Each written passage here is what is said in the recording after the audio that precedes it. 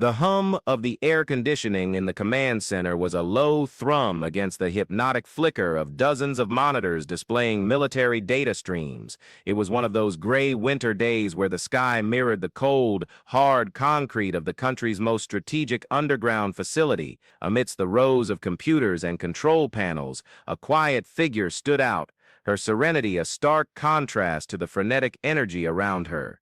Everyone seemed to ignore her presence.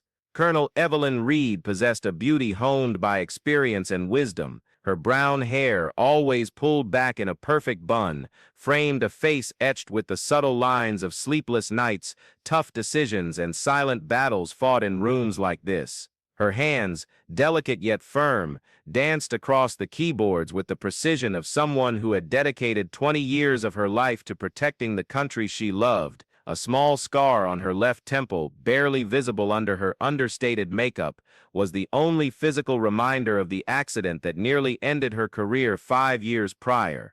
That particular morning, Evelyn felt the familiar weight of eyes following her down the hallways. These weren't looks of admiration or respect, as were often directed at her male counterparts of similar rank. They were silent questions, doubts about her right to be among the select few officers authorized to operate the nation's most sensitive defense systems. She had long learned to ignore these expressions, but that didn't make the experience any less draining. General Morrison strode into the room with his usual arrogance, followed by a retinue of junior officers who mimicked his gestures and expressions like parrots. Morrison was the kind of man who occupied not just physical but emotional space, sucking the energy out of any room with his overbearing presence. His small, calculating eyes scanned the room until they landed on Evelyn, and she could sense the barely concealed distaste in his expression. "Colonel Reed," he said, pronouncing her name as if it were something unpleasant in his mouth,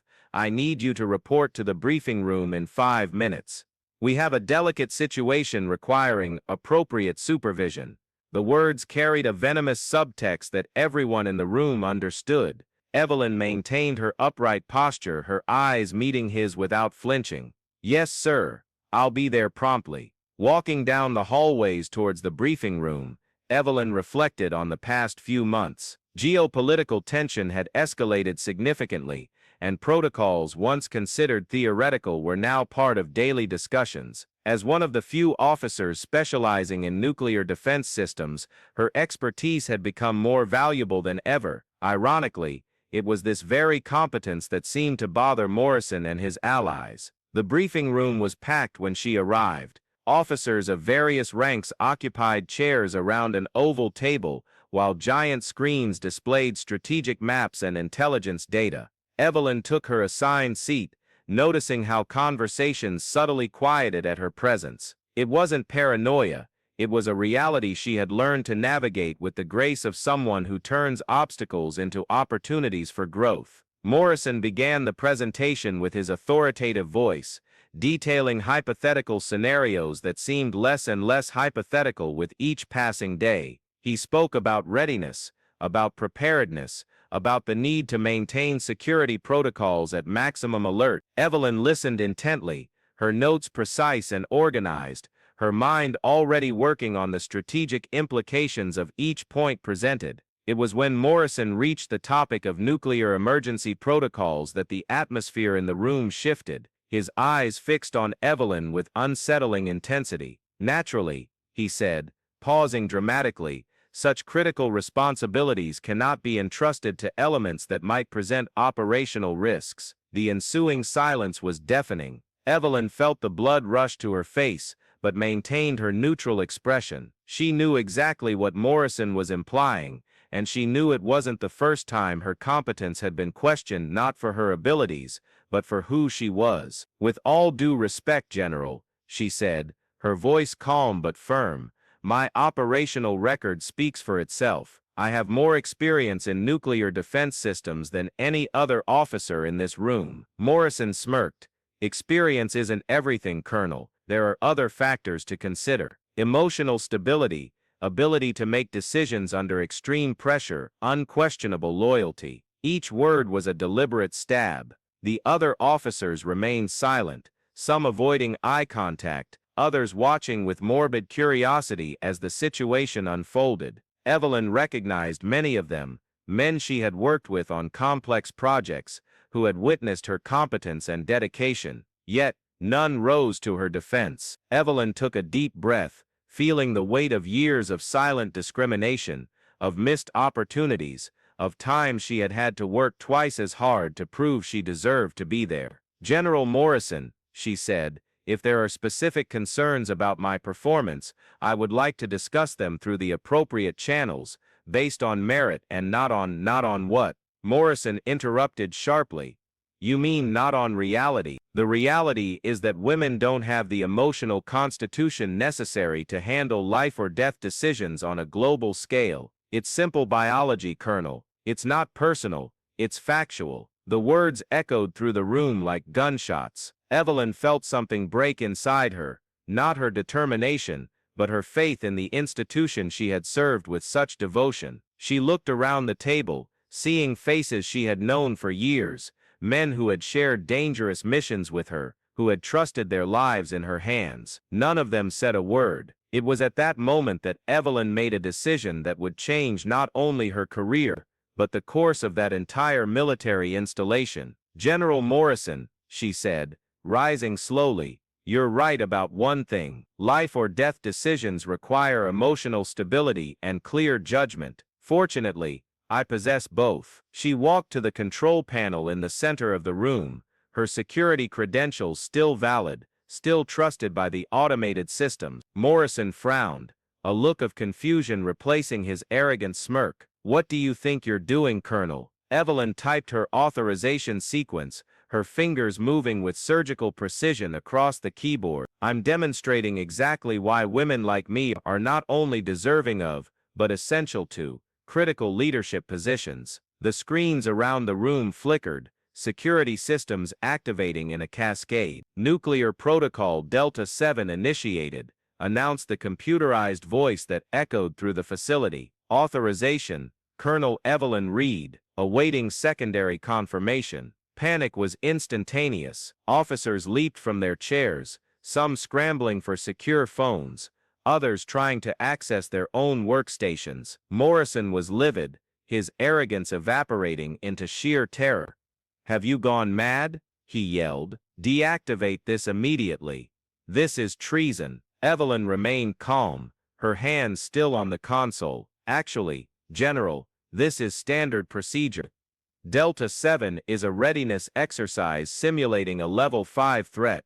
Every officer in this room should know this, considering it's part of the basic training we all received." The realization slowly dawned across the room. Delta 7 wasn't a real launch protocol, but a comprehensive emergency response test that assessed both systems and personnel. Evelyn had activated the most complex and stressful exercise in the military arsenal, the one that separated the truly prepared from those who merely pretended to be competent. However, Evelyn continued, her voice still serene despite the chaos around her, "This protocol requires a second authorization from an officer of equal or higher rank within 60 seconds, or all systems will go into actual emergency mode." Morrison rushed to his own terminal, his hands trembling as he tried to recall his own credentials. The other officers watched in horrified fascination as the timer on the main screen counted down 50 seconds,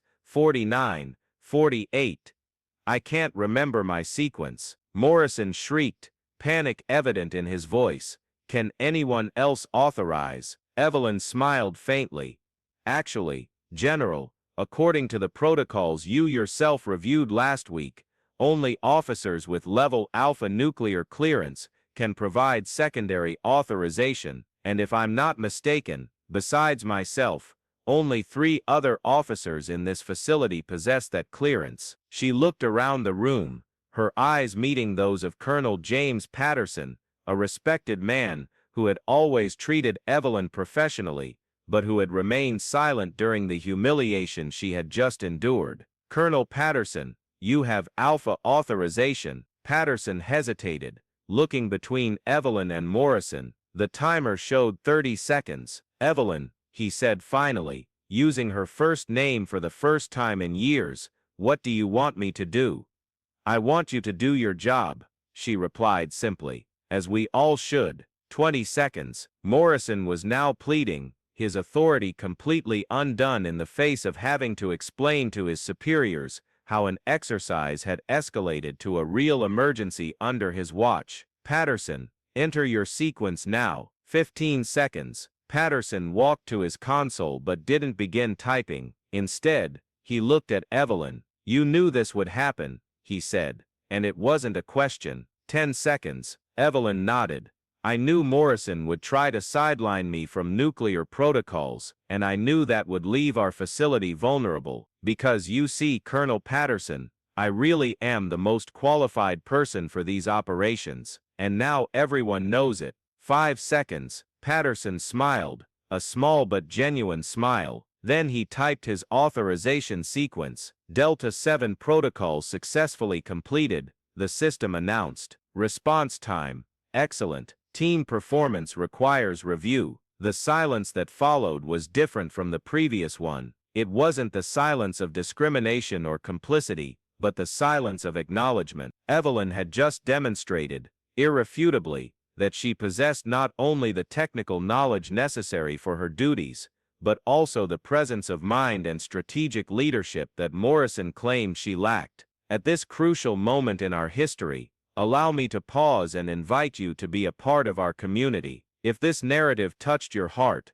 if you believe in the power of small acts that restore human dignity, subscribe to our channel and hit the notification bell. Here, we share stories like this weekly, inspiring accounts of ordinary people making an extraordinary difference through courage, intelligence, and determination. By subscribing, you will not only receive notifications about our new videos, but also become part of a community that celebrates human strength in all its forms. Don't let stories like Evelyn's go unnoticed. Join us, because we believe every hero deserves recognition, and every overcoming story deserves to be told. Morrison was visibly shaken, his face red with humiliation and rage. "That was an unnecessary and dangerous demonstration," he managed to say, his voice hoarse. Evelyn turned to him calmly. "Dangerous would be entrusting nuclear protocols to someone who can't remember their own credentials under pressure, General. Dangerous would be allowing personal bias to compromise our national security." It was then that a familiar voice echoed through the room. "She's right." Everyone turned to see General Patricia Stone entering the briefing room. Stone was a living legend in the armed forces, the first woman to command a special operations division, and one of the few people in the facility with the authority to openly challenge Morrison. "General Stone," Morrison stammered, "I didn't know you were on the installation." "Obviously," Stone replied dryly, "I've been observing this exercise from my office." She walked to the center of the room, her presence commanding instant respect, and what I saw was a masterful display of leadership under pressure by Colonel Reed, contrasted with a catastrophic failure of leadership on your part, Morrison. Stone turned to Evelyn. "Colonel, that was a risky maneuver." "Yes, ma'am, but necessary." "I agree." Stone then addressed the entire room. "You have just witnessed what happens when we allow prejudice to cloud our military judgment. Morrison, you nearly compromised the security of this installation because of your personal opinions about women in leadership positions." Morrison tried to protest. "General Stone, I was merely questioning. You questioned the competence of one of our most qualified officers based on gender bias," Stone interrupted, "and in the process, demonstrated your own incompetence in handling critical protocols." Evelyn watched the scene unfold with a mixture of relief and satisfaction. It wasn't vengeance she felt, but rather the validation of years of hard work and dedication. She had risked her career to prove a point, and the point had been proven spectacularly. General Stone continued, "Effective immediately, Colonel Reed will assume oversight of all nuclear security protocols for this installation. Morrison, you will be reassigned to logistics operations, where your interpersonal skills may be less detrimental to troop morale." Morrison's humiliation was complete, but Evelyn felt no triumph. Instead, She felt a profound sadness at the necessity of having reached this point. How many other competent women had been sidelined over the years? How many opportunities to protect and serve had been lost due to ingrained biases? After the room emptied, only Evelyn and General Stone remained. Stone looked at the young officer with a thoughtful expression. "Did you know I was watching?" Evelyn smiled. "I suspected, ma'am. The timing of the exercise Morrison scheduled for today was too suspicious to be a coincidence, and you calculated he would try to keep me away from the nuclear protocols." "Yes, ma'am, and I calculated that this would be your opportunity to truly assess our response capabilities." Stone nodded slowly. "You played a dangerous game, Evelyn. If I hadn't been here, but you were, and even if you hadn't been, I would have found another way to prove my point. Because, ultimately, this isn't just about me, it's about all the women who will come after, about setting a precedent that competence, not gender, is what determines leadership." Stone extended her hand to Evelyn. "Welcome to the responsibilities that should have always been yours, Colonel Reed." Evelyn blinked in surprise. "Colonel, your promotion has been in the works for months." Morrison was delaying the paperwork. Stone smiled. "Fortunately, I have the authority to expedite certain things." In the days that followed, the story of the Reed Protocol spread quietly through the military installation, not as a story of confrontation or rebellion, but as an example of how true leadership manifests under extreme pressure. Evelyn had demonstrated that strength wasn't about shouting or intimidation, but about knowledge, preparedness, and the courage to do what is right, even when the personal cost is high. Morrison was transferred within a week, his departure marked by a notable absence of farewell ceremonies or acknowledgments. Some officers who had witnessed his public humiliation visited Evelyn in her new office, offering quiet apologies for not having spoken up in her defense. She accepted these apologies gracefully, understanding that real change rarely happens all at once, but through a series of small victories and gradual acknowledgments. Colonel Patterson became one of her strongest allies, frequently citing the Reed Protocol in training as an example of strategic thinking and leadership under pressure. He had learned that silence in the face of injustice wasn't neutrality, but complicity, and this lesson fundamentally changed how he interacted with similar situations. Evelyn established new training protocols that emphasized competence over conformity, merit over tradition. She created mentorship programs for young officers, especially women, teaching them not only technical skills but how to navigate the political and social complexities of the armed forces with dignity and effectiveness. Months later, when Pentagon inspectors visited the installation for a routine evaluation, they found the highest efficiency rates in the base's history. Security protocols had been refined and optimized,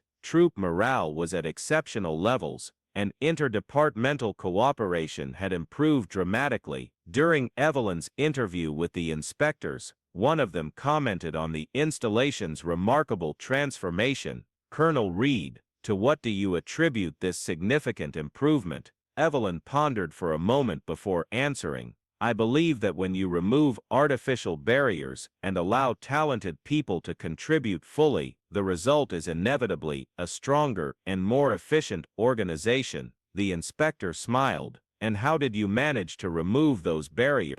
"By demonstrating that they should never have existed in the first place." The night following the inspector's visit, Evelyn remained in her office after hours, reviewing reports and planning future exercises. It was a routine she enjoyed, these quiet moments when she could reflect on the progress made and the challenges that still lay ahead. From her office window, she could see young officers leaving their night shift, men and women walking together as colleagues, their conversations focused on tactics and strategies, not on who belonged or didn't belong in that environment. A gentle knock interrupted her reflections. "Come in," she said, and was surprised to see Lieutenant Sarah Mitchell, a young officer who had arrived at the base only a few weeks earlier. "Colonel, sorry to bother you so late," Sarah said, visibly nervous. "Don't worry, Lieutenant. How can I help you?" Sarah hesitated before continuing.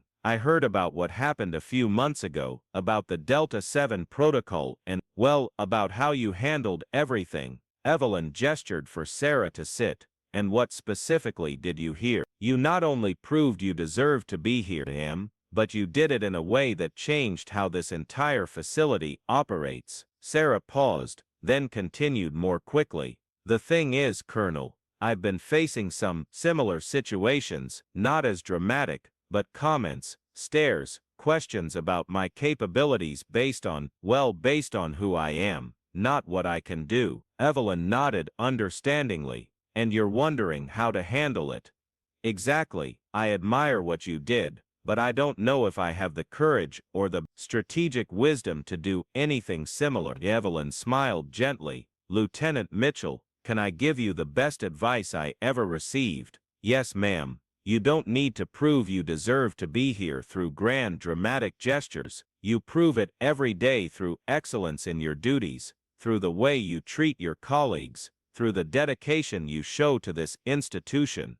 Evelyn paused. What I did was necessary at that specific moment, but it's not a model to be replicated. It's an example that when necessary, we must be prepared to defend not only our country, but the principles we've sworn to uphold. Sarah nodded slowly. So focus on competence, maintain my dignity, and trust that merit will be recognized. That, and remember you're not alone. Build alliances with people who value competence over conformity. Find mentors who see your potential, and most importantly, be the kind of officer you wish you'd had as a role model when you were starting out. When Sarah left, Evelyn returned to her silent contemplation. She thought about the journey that had led her here, the years of intensive study, the challenges overcome, the battles large and small fought in briefing rooms and hallways of military installations around the world. She thought about all the women who had come before her, who had faced even greater obstacles with even less support, paving the way for her to be where she was. And she thought about those who would come after, like Sarah, facing their own versions of the same challenges, but now with examples to follow, with established protocols, with an organizational culture that slowly was evolving to truly value merit over prejudice. The phone on her desk rang, interrupting her reflections. It was General Stone. Evelyn, there's a situation developing on the East Coast that requires your expertise. Can I count on you to lead the response? Evelyn looked around her office, the certifications on the wall, the manuals neatly arranged on the shelves, the photo of her current team smiling after a successful exercise. Absolutely, General. When do we need to leave? In 2 hours. And Evelyn, good luck. I know you're in the best possible hands. As Evelyn prepared for yet another mission,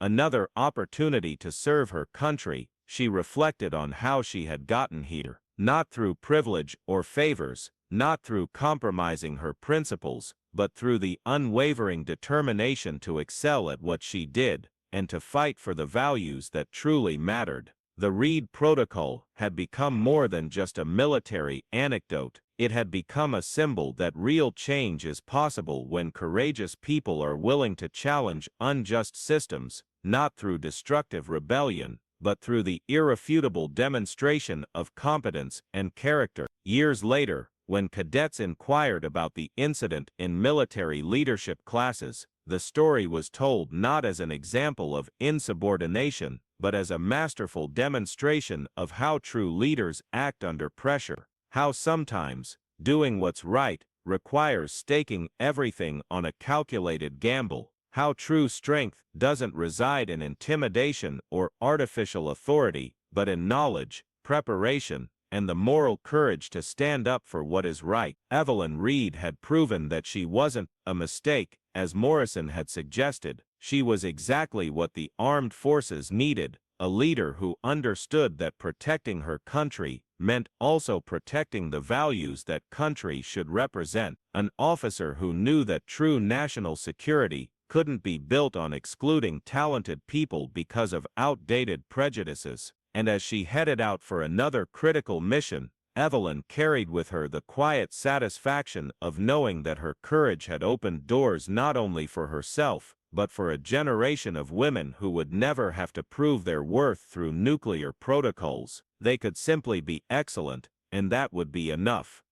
In the pre-dawn darkness, as her transport carried her to the next operation, Evelyn smiled, realizing that the greatest victory hadn't been over Morrison or any specific system. It had been the victory over doubt, the doubt that change was possible, the doubt that one person could make a difference, the doubt that justice would eventually prevail. The protocol she had activated on that fateful day wasn't just a test of military systems, it was a test of human character. And thankfully, the right people had passed the test when it mattered most. Not every hero wears a uniform, she thought, but sometimes, those who do remind the world of what those uniforms truly represent.